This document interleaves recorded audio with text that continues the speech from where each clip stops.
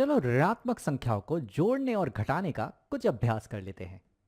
तो यहाँ पर हम 2 में घटाते हैं 3 को। तो यहाँ पर ये 2 और ये 3 दोनों ही धनात्मक संख्याएं हैं।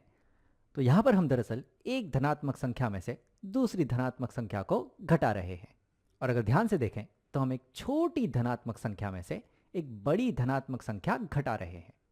चलो ये घटाने के लिए हम यहाँ संख्या रेखा का उपयोग करते हैं। तो यहाँ पर ये आ गई हमारी संख्या रेखा। अब इस संख्या रेखा पर हमें शुरू करना है इस 2 से। तो ये रहा यहाँ पर 2, तो हम यहाँ से शुरू करेंगे 2 से और इसमें हमें घटाना है 3, यानी कि यहाँ से अब हमें 3 स्थान बाई तरफ जाना होगा।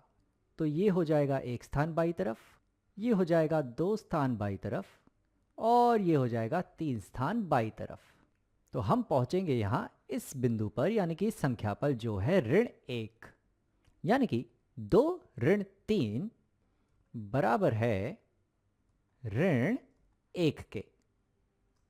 चलो एक काम करते हैं, अब हम ऋण 2 में से घटाते हैं 3 को। तो यहाँ पर हमारे पास एक ऋणात्मक संख्या है ऋण 2, जिसमें से हमें घटाना है 3 को।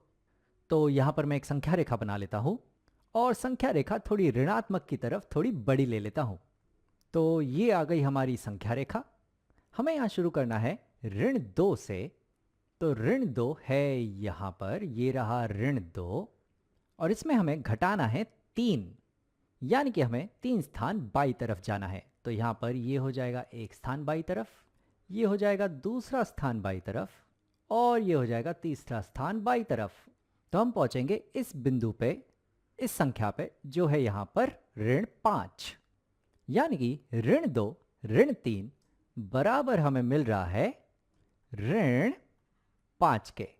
क्या होगा अगर मैं ऋण 2 में जोड़ूं 3?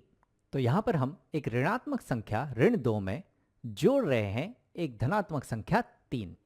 तो यहाँ पर मैं संख्या रेखा बना लेता हूँ। ये आ गई हमारी संख्या रेखा। हमें शुरू करना है ऋण 2 से। तो यहाँ पर ये रहा ऋण 2, यहाँ से हमें शुरू करना है और इसमें हमें जोड़ने हैं 3। 3 जोड़ने का मतलब ये हुआ कि हमें 3 स्थान दाई तरफ जाना है। तो ये हो गया 1 स्थान दाई तरफ, ये हो जाएगा दूसरा स्थान दाई तरफ और ये हो जाएगा तीसरा स्थान दाई तरफ। तो हम यहाँ पहुँच रहे हैं 1 पर। तो यानी कि ऋण 2 धन 3 ये हमें बराबर मिल रहा है 1 के। क्या होगा अगर मैं 2 में घटाऊं ऋण 3 को?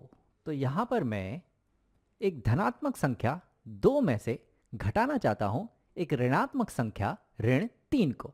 तो जैसा कि हमने दूसरे वीडियोस में देखा हुआ है कि ऋणात्मक संख्या को घटाना बराबर होता है उस धनात्मक संख्या को जोड़ने के। तो यहाँ पर दरअसल ये बराबर है 2 ऋण 3 दरअसल बराबर होता है 2 धन 3 के। और 2 धन 3 तो हम जानते हैं ये बराबर होते हैं 5। एक आखिरी उदाहरण लेता हूं। तो यहां पर मैं एक ऋणात्मक संख्या लेता हूं ऋण 2 और उसमें मैं घटाता हूं एक दूसरी ऋणात्मक संख्या ऋण 3। तो जैसा कि हमने यहां पर अभी देखा कि ऋण 3 दरअसल बराबर होता है धन 3 के। तो ये जो है ये बराबर हो जाएगा ऋण 2, यहाँ पर ऐसा ही रहेगा। तो ये होगा यहाँ पर ऋण 2 और ऋण 3 दरअसल बराबर होता है धन 3 के।